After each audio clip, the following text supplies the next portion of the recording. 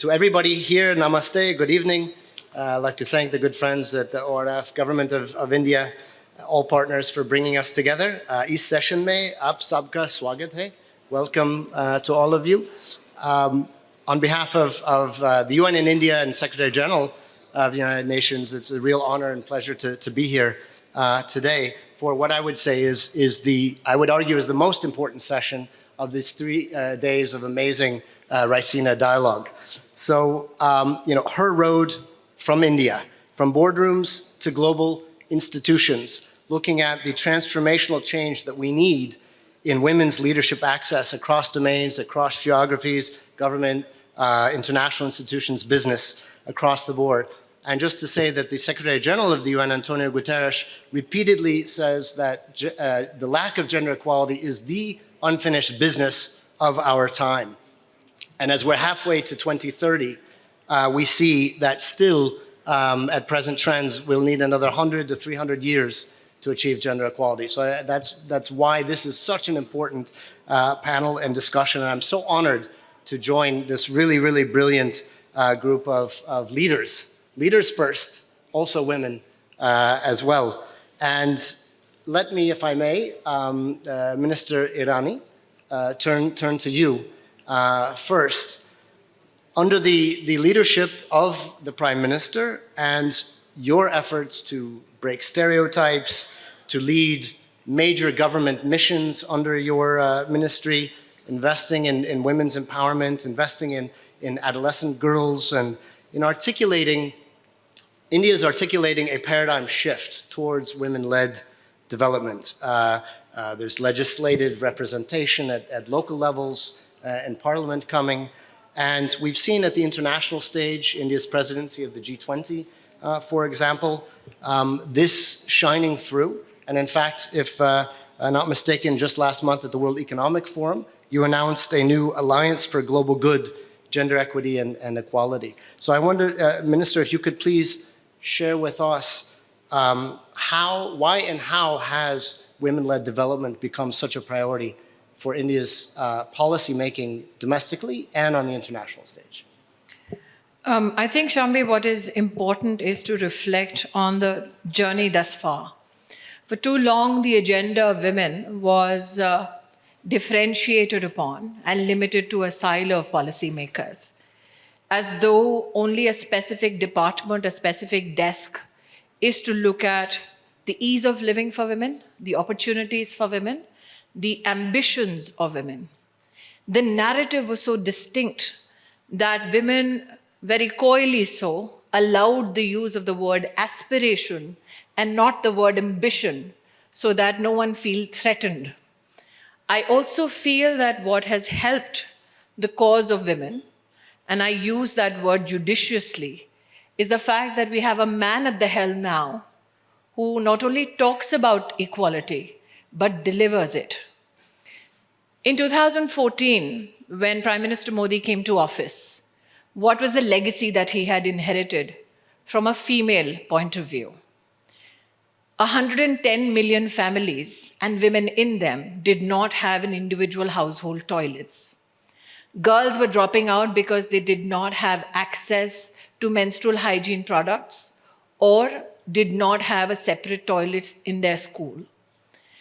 10 years ago, issues like cancer of the breast were not openly discussed because somebody presumed that it is not to be culturally as a part of conversations in everyday family life or administrative life, meant to be propagated or meant to find a solution which was holistic in nature and was not in any way not responding to the diversity of our demography.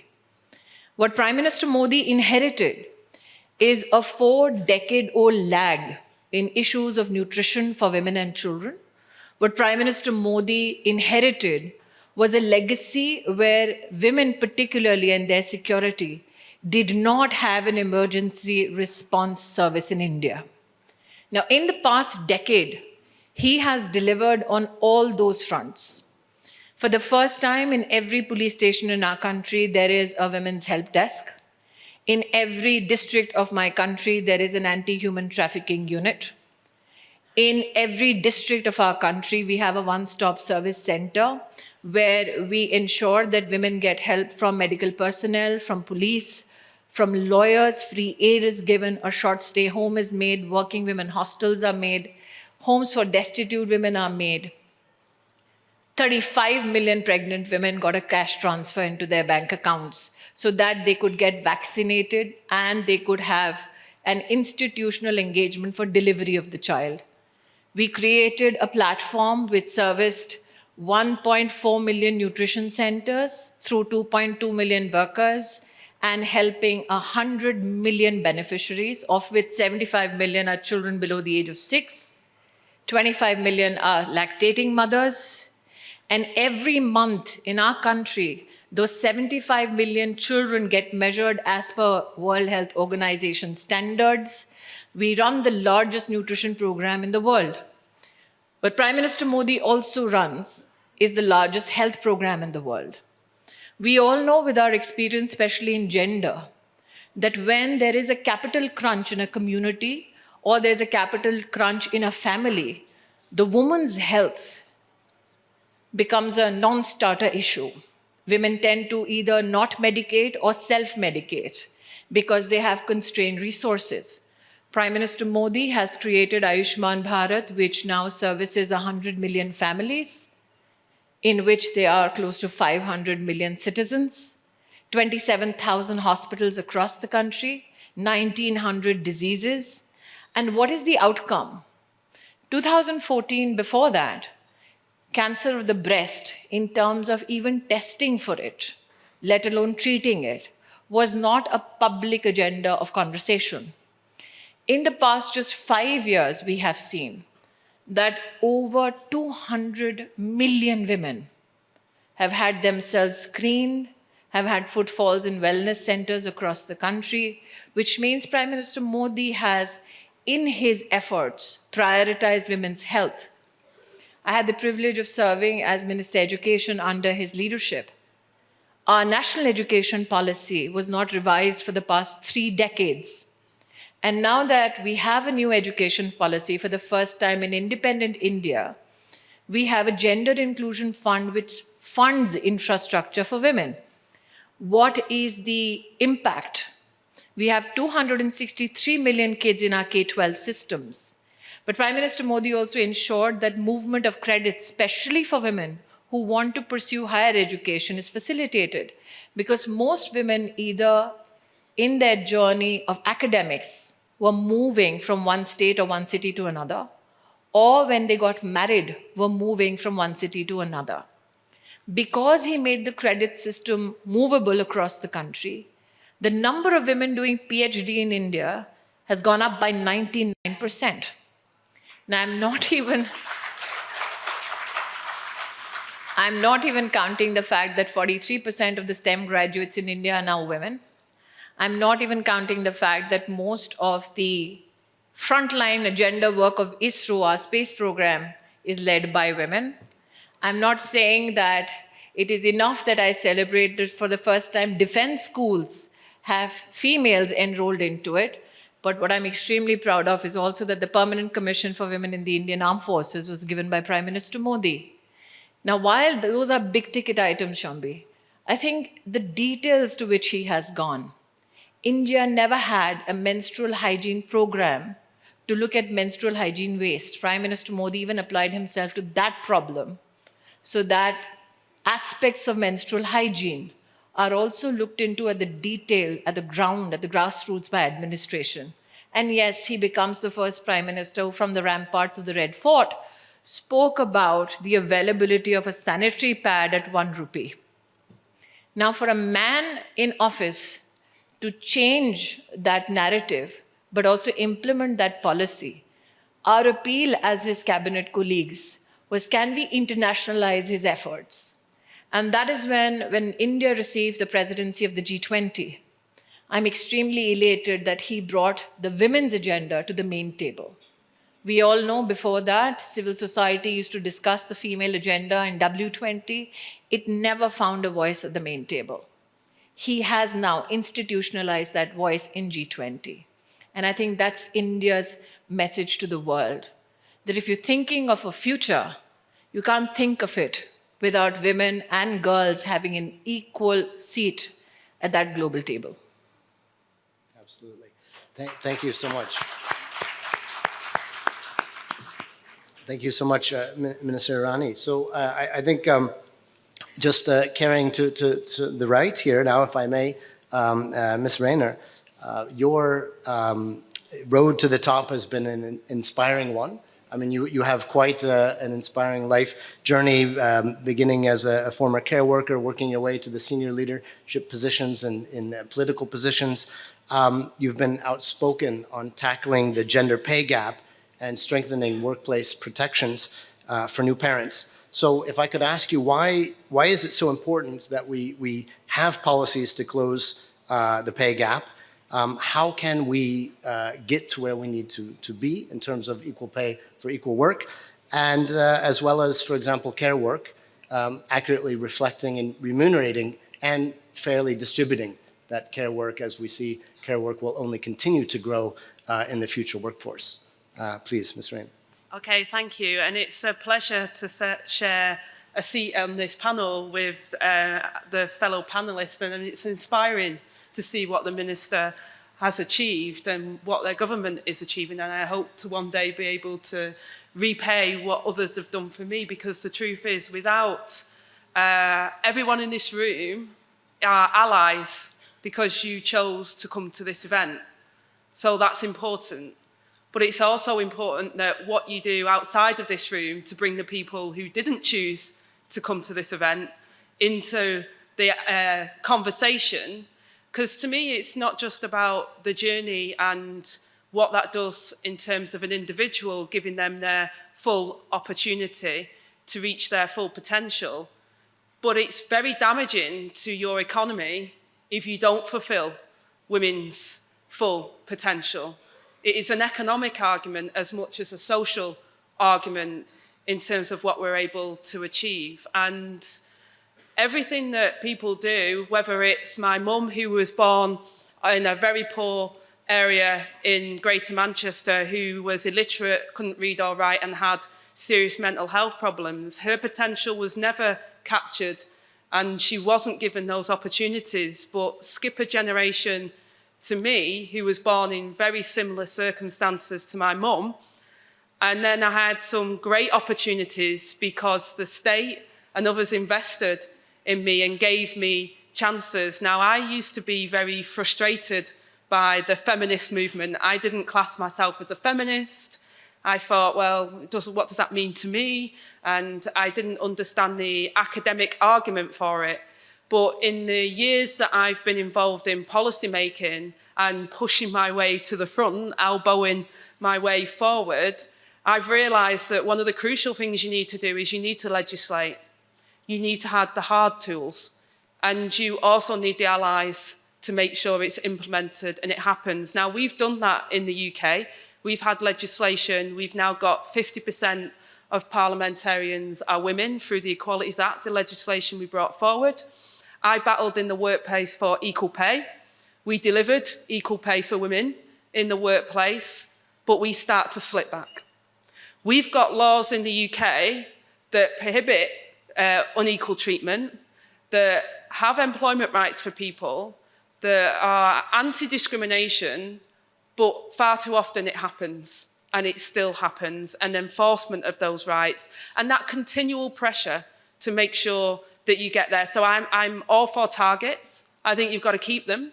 I think it's a continuation. You can't think, okay, we've done that, tick that box, it's done, because it will slip backwards. And we've got to continually do that until we can change the culture. The UK, you know, my grandma, and the way it was for my grandma was very different to how it is for me. But we're on a journey and we have to keep continuing to make sure we reach that potential, because we've seen it in policy. We see it with members of parliament in the UK that so often it's the women that raise issues that are considered women's issues. And it's so crucial that a professor once said to me, Angela, like recruits like. So if those people aren't in positions of power, then women won't see themselves as powerful, and they won't see themselves as CEOs of companies. They won't see themselves as doctors. They won't see themselves as prime ministers of a country if they can't see those people in those positions. So we've got to, first of all, make sure we have those hard targets, in my opinion, to make sure that happens. And we've also got to make sure that we have the allies. So my challenge to you, because I always think sitting in a room is interesting and we can have the chat, but my challenge to you is to, when you leave this room today and you've listened to the women on this panel, you need to do one thing of encouragement. What can you do in your sphere of influence to either speak to another delegate about what you've heard today, or what can you do back in your workplace or in your society, in your community, to make that change and to pat the girl on the shoulder and say, hey, you should do this because you're amazing. Thank you.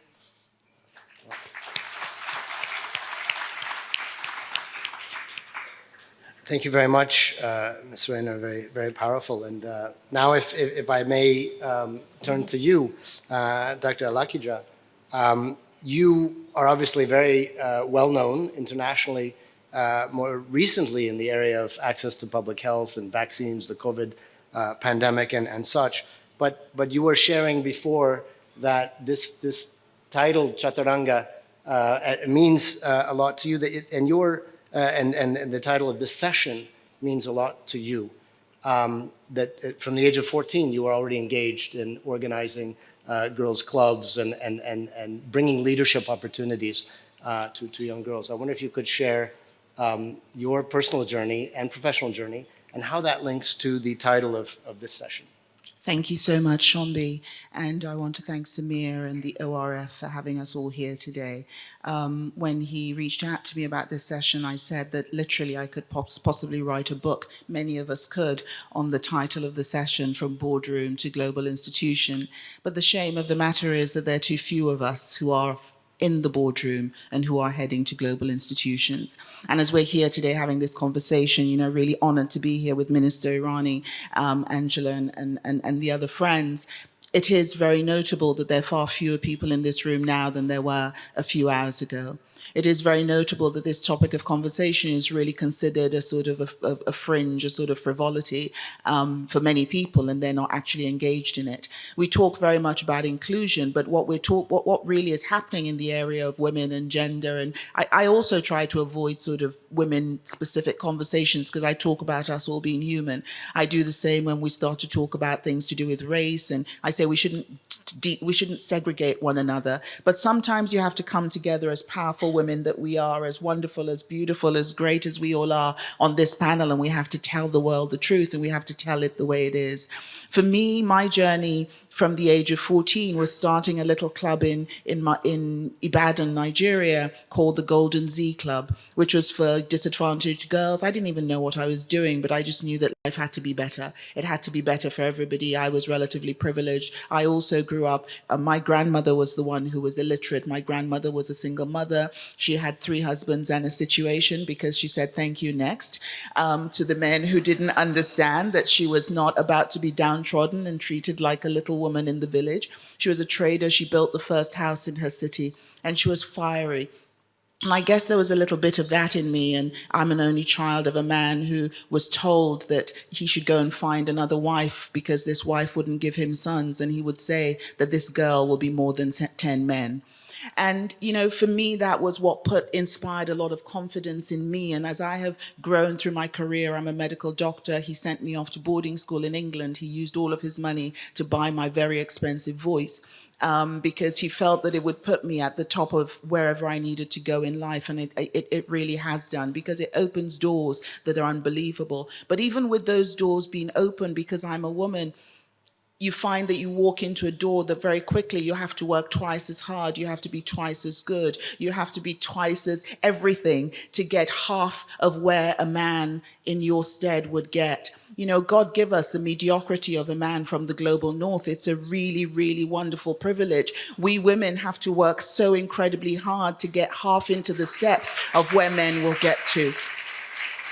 So getting from boardroom to global institution is about, we talk about inclusion, but we have to remember that what it is that women have been excluded deliberately, systematically. We've been excluded by culture, by tradition, by fragile egos, and we continue to be excluded. There's a tokenistic representation that we see nowadays where we see nowadays when certain men are put into certain positions and they say, oh, let's have a woman.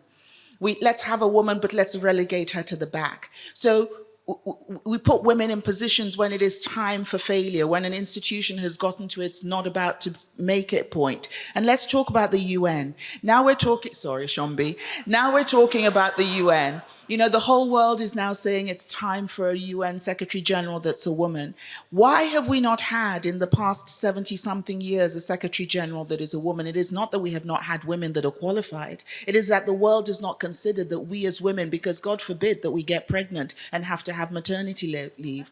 God forbid that we have a period and are emotional one day. I mean, can you imagine? We could start a war.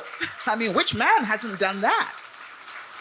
These are the issues around exclusion. And I want to go back to health, which you referred to at the very beginning. I have, in recent years, been the WHO, the special envoy and the co-chair of the Access to COVID Tools Accelerator. And it blew my mind. It blew my mind at the beginning of COVID, sort of when vaccines were first emerging, that the world neglected to do clinical trials for pregnant women and lactating mothers. Do you know the millions of women that we lost? Why? It wasn't out of malice. It was out of we did not think about it. They did not think about it because the people in positions of authority, the men in charge of global health, the men in charge of pharma companies, they were men. So they didn't think that, oh my goodness, women are going to be pregnant through this pandemic, we need to trial this. Inclusion and going from that boardroom into a global institution, it's not just because it's nice to have, it's not just because we're fabulous and we look good, it's because it is necessary for humanity, it is necessary for the economic growth of a nation. Minister Irani just told us, the world talks all the time about the incredible job that India is doing in terms of development and growth, but those statistics she just gave you are the reason why. And I think that in many ways we all do you a disservice, and perhaps you do yourselves a disservice by not quoting those statistics first, because it tells the bigger story. The focus on, and I would also say the Prime Minister Modi, perhaps, because, may her memory be blessed, obviously had a strong mother. He had a strong mother, and that woman in his life, as we all saw the honor and the duty that he gave towards her in those last hours of her life, that is why you now have somebody who focuses on women in your country. I will stop there for now, but my journey, look, it's been hard won and hard fought, and it continues to be hard. It continues to be hard because I say to all the young people and all the young fellows, we have Nigeria fellows here, we have the Raisina fellows, my message to all of the young ones, particularly the girls, I have a daughter that I call Princess President because I want to remind her that she's a princess and she's also a president in waiting. But my message to all of them is that I want my ceiling to become your floor, because we cannot keep on going like this. We will not get to the SDGs if we do not refocus on women. Thank you.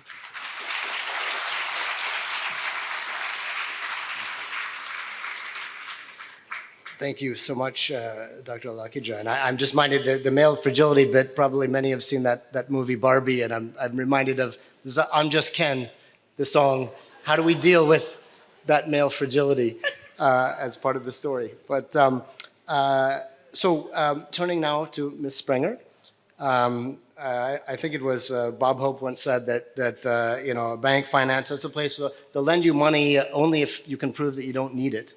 But now you're engaged in a different kind of venture capital. You're into deep tech, national security, and venture capital.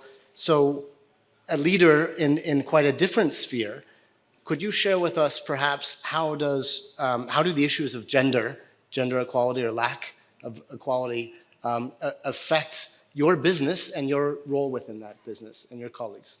Well, deep tech, national security, venture capital, I assumed we had solved it, so I'm not sure why I'm on this panel. No, it's a tremendous hurdle. I am frequently the only woman in the room, but it remains to me a mystery why we perceive women in policy, women in academia, women in business to be anathema to great outcomes, because we have the data to support it.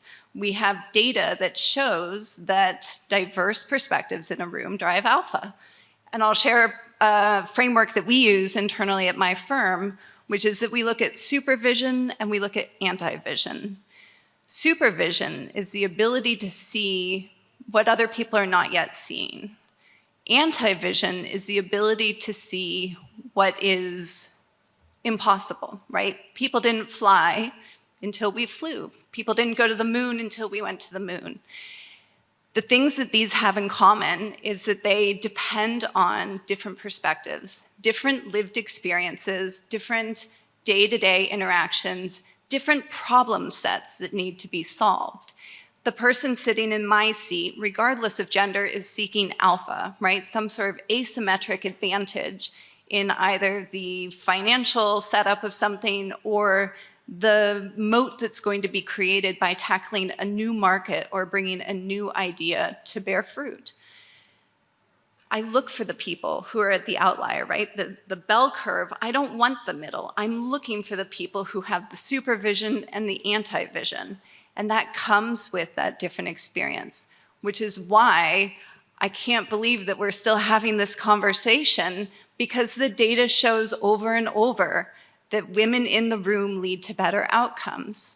About 5% of venture firms in the US are led by women.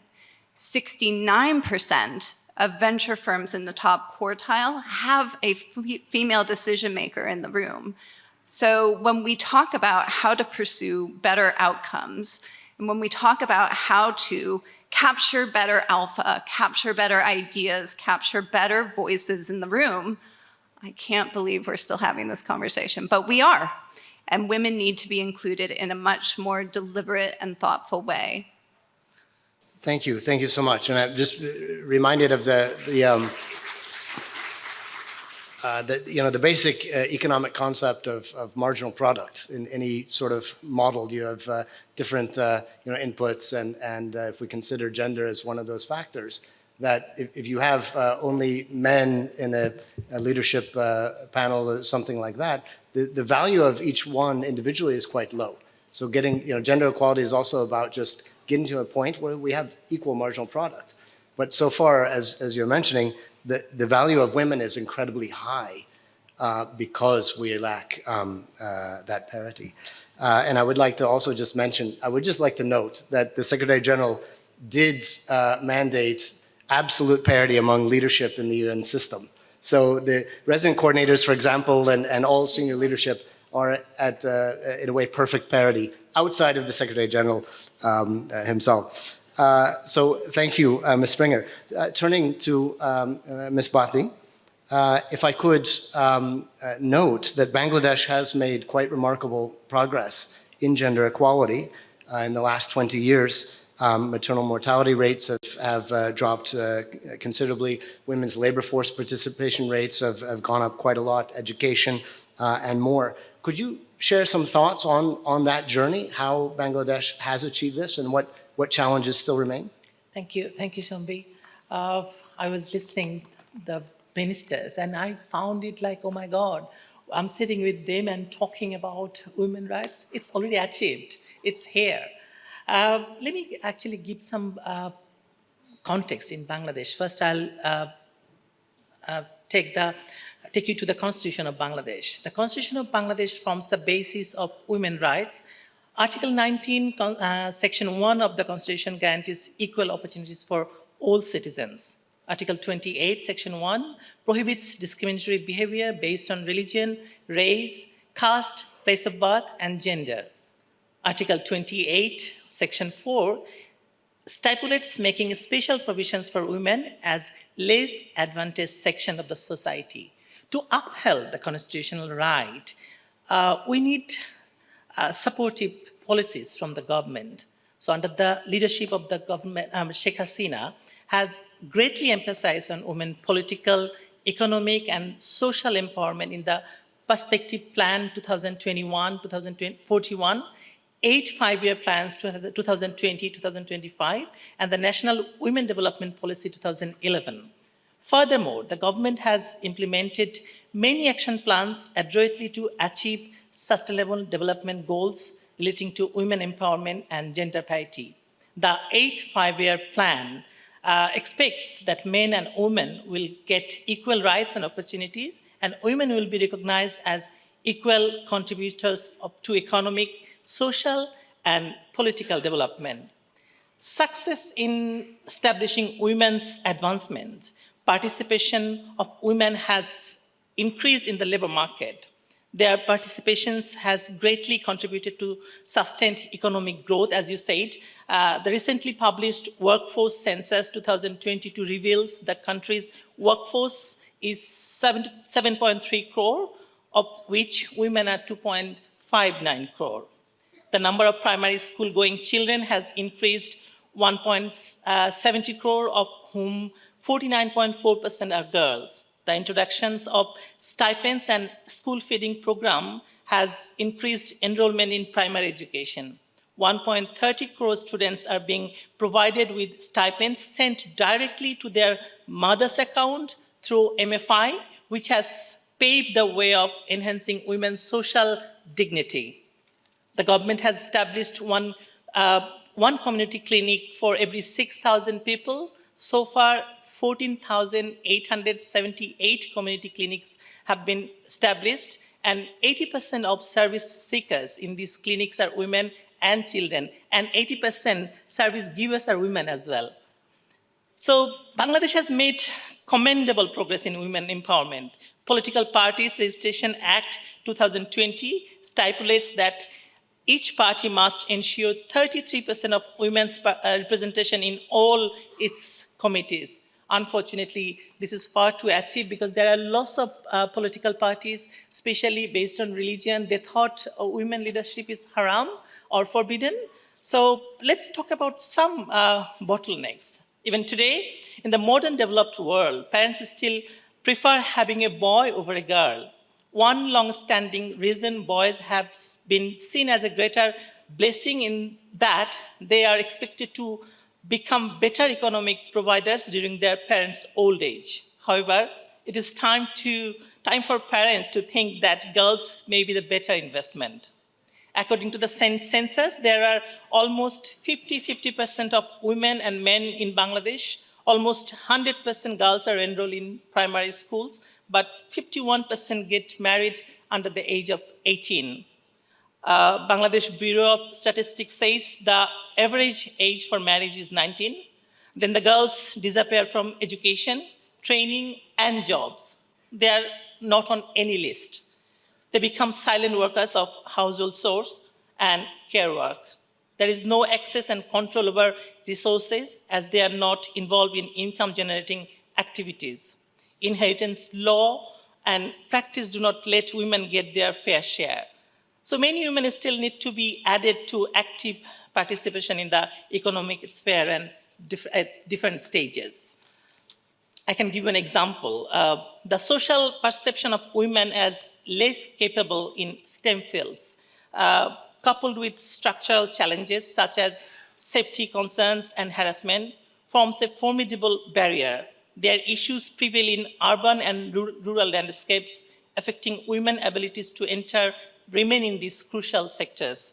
This disparity in tertiary education enrollment, particularly in STEM fields, highlights a significant gap that Bangladesh must address.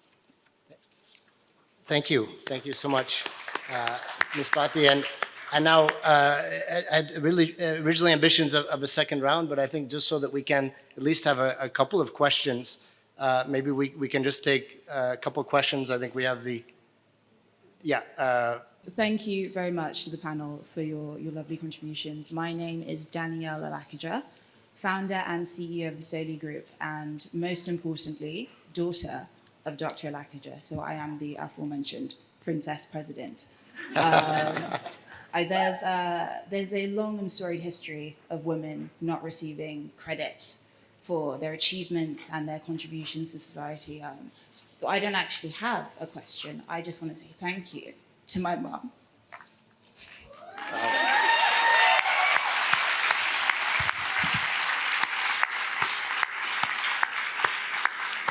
You can see the resemblance now, we're both crying.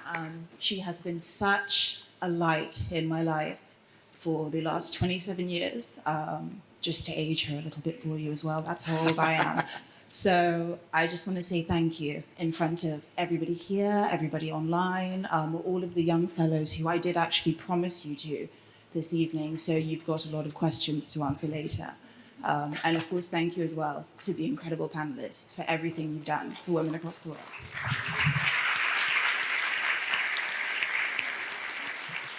Thank you, Daniela. And I guess that's a comment and inspiration to everybody's mothers as well. But second question? Hello, I don't know how to ask question after this. I am Nare, I am from Armenia. Shombi, hello here. Armenia, yes, is here. And I just wanted to, my question is to Minister Irani. Firstly, I want to say that you have been the only person who remembered all the statistics without reading it. I don't think any man has done it here. Thank you for that. And I have a question to you specifically about, you mentioned like women's role in the education, defense, etc. I want to know if they are paid equally to men or more. I'm not going to ask too less. And also, I would like to know the rate of abortion. I think you did not mention it, when people find out the baby is a girl after doing a gender reveal. Thank you. Good evening. Yes, let's take, here, right, please. My name is One more. Ananya Tomar, and I am a student at Lady Shri Ram College for Women.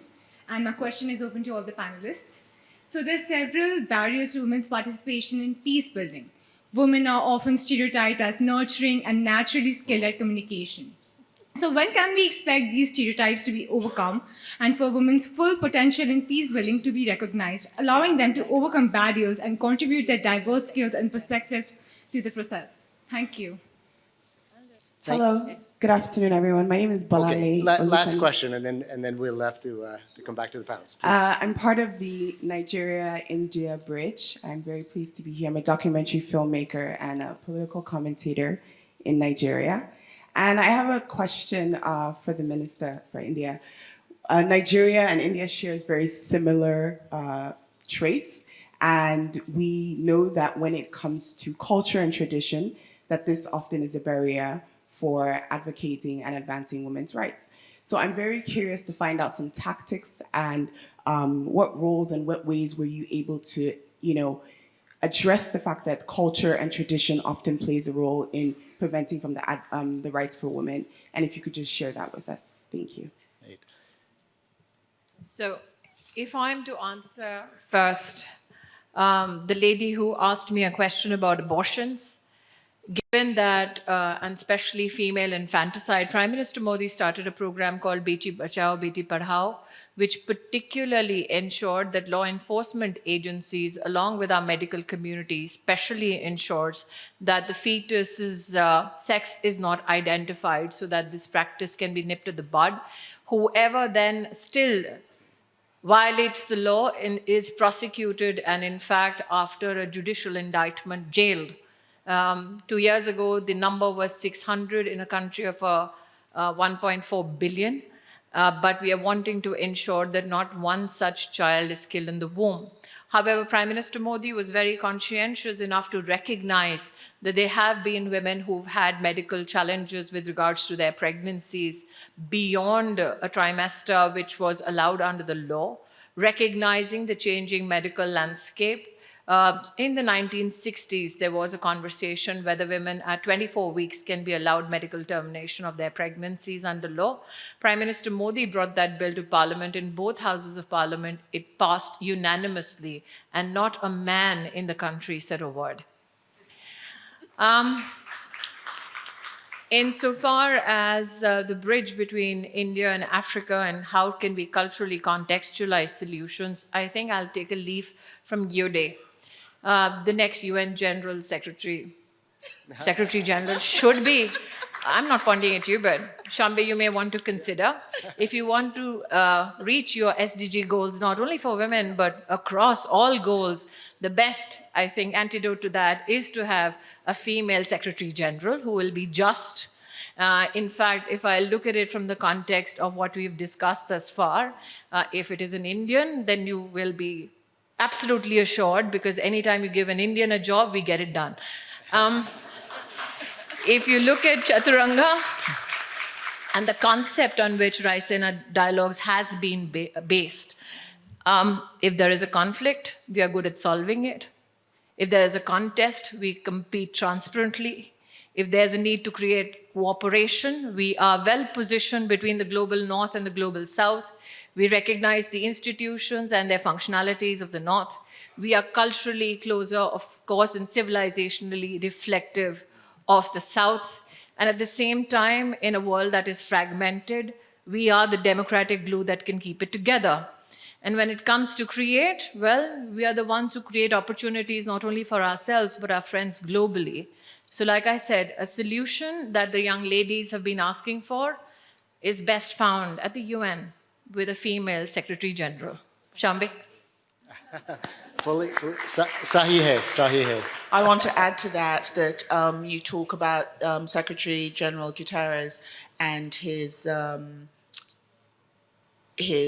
pledge for parity, but I think he could actually make history now that he's deep into his second term by stepping down like a true ally and having a woman step up. No, it would be a very powerful signal. I'm not at all joking, and I'm not being cheeky. I think it would send a very, very strong signal to the world, because this is what we need from the world right now. You know, you've heard all these incredible young people, and I've just finished crying from hearing my daughter. But, you know, her words show us that there is still so far to go for women. There are too many of us that are working way too hard and fighting far too hard because we don't have enough of us in the room. You know, it was wonderful to have a sister whose hand I could hold and a male ally who ran up with me, or two of you with tissues right now. But those are rare moments. And it is, you know, really by working together and by deliberately, you know, the policies like we heard from Bangladesh, the policies deliberately putting women in positions, places like Rwanda where they've seen incredible movement. That is the only way that we can get the economic growth, that we can, as the minister said, truly cooperate and co-create together. We can't create just as men or as women. We have to co-create as a global community. Thank you. Absolutely. Thank you. I think extremely powerful, and I recognize we have just a couple of minutes left. I wanted just to perhaps if you would like to make any last comments, either responding to the question or closing thoughts. Masuda? You know, UN Secretary General, maybe perhaps the president on the other side of Atlantic could be helpful as well. And let me contextualize this as Chaturanga on this subject. The conflict, we had enough conflicts. Ukraine, Gaza, everywhere there is conflict. Let's not bring gender conflict in our lives, in our country, within. A contest, fair contest, as Irani says, is welcome. And cooperate, that's what we need. That's what we need to go further. And create a just society, just world. Thank you. Thank you very much. Maggie, would you like? Oh. I'll just. Is this on? I'll just leave on, I loved your point earlier about COVID and the skew of data and the ways in which we've historically approached healthcare broadly, and certainly pharmaceuticals and medicine specifically, because it's been very skewed toward how a male would respond to the medication. And one of the great hopes that I have as we dig further into artificial intelligence and computational data sets, all of these open capabilities, is that we can amend this by scrubbing through millions and millions of data sets to finally have prescriptive medicine that's responsive to how the bodies look on this panel and in this room. And that's the tip of the iceberg for the capabilities and the ways in which we can address gender using technology. I would just, and as far as this panel, how the body, it's looking like a wow, is kind of a very popular meme here in India. But Thank you very much for that. I've got a couple of seconds, so because we're finished, but thank you for being here. Don't forget your homework and be yourself and celebrate who you are. I get a lot of abuse for the way I speak, for talking about the lack of formal education I got. I'm proud of where I'm come from, and I'm paving a path for the next amazing women to come forward. So be yourself, be out there, and you guys in the room, make space and help. Thank you. Great. Minister, you would like to go now or last? No. Okay, please. I think that for too long we waited for rooms like this to fill up. So today is also a salutation to those who did not wait for the chairs to fill up, who worked incessantly, irrespective of how empty the room was. We need to remember that as well. In India, like I said today, when I talk about us delivering, especially when we are challenged and our back is to the wall, we had a woman who delivered the COVID test case, and 2 days later she delivered a baby. So the fact that women can get both done as not only manufacturers, business leaders, but also in their personal life is, I think, the story of the future. That we need not sacrifice one aspect of our being, that we can celebrate achievements, but also have a daughter pay homage. That is what being a woman is about, irrespective of our nationalities. Thank you.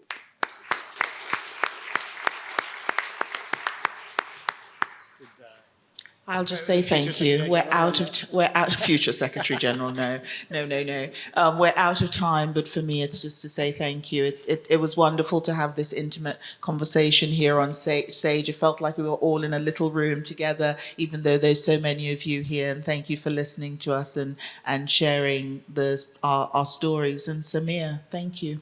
Thank you. Look, I'm going to request you for something. Yeah. There's been a chatter in a WhatsApp group that I happened to be looking at while this panel was going on, and they want you to be engaging with them tomorrow. So there's a request from the young fellows that they want you with them tomorrow afternoon, tomorrow evening. We want to see you cry more. Oh, gosh. We love that. It was so touching. It was one of those moments when we want to actually feel that. We actually want to see that relationship in front of us, and we want to talk about that. So please join us tomorrow afternoon. We want to also... is that right? Am I speaking for you? Yeah, good. So that's the request, and obviously the request to a few of you on this panel. Please raise your hands up for the Secretary General of the United Nations. I think that's a great idea. There are a few here. So please join me in applauding this wonderful panel.